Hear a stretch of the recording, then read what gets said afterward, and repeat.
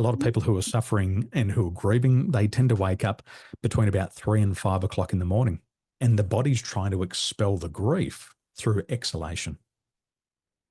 So for you, your energy center, your heart energy center is too low at the moment. And that's just one obstacle that you've got to be able to work through to be able to perform at your best. Hmm. Does that make sense? Yeah, I like that.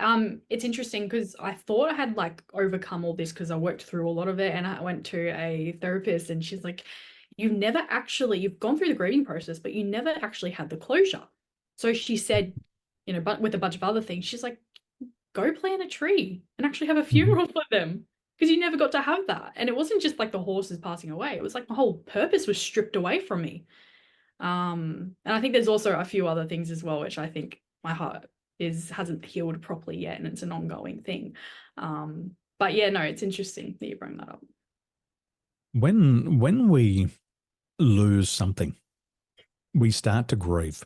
And there was a lot of grief on the planet at the time that COVID struck.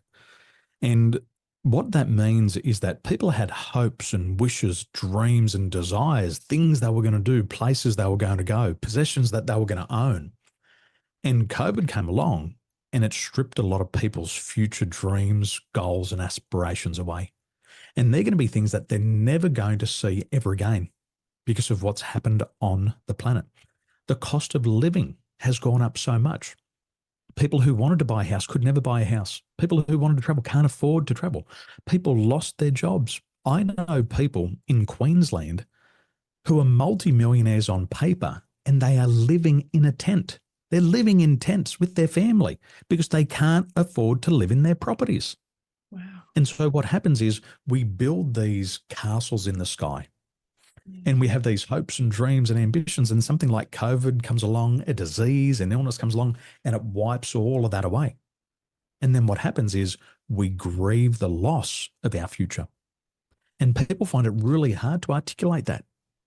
But what happens with your visualizations, with your affirmations, you're affirming the thing that you want in the future, the person that you're going to become, the wonderful things you're going to have, the things you're going to do, but it's taken away. And so since COVID, we've seen a depletion in people's heart energy.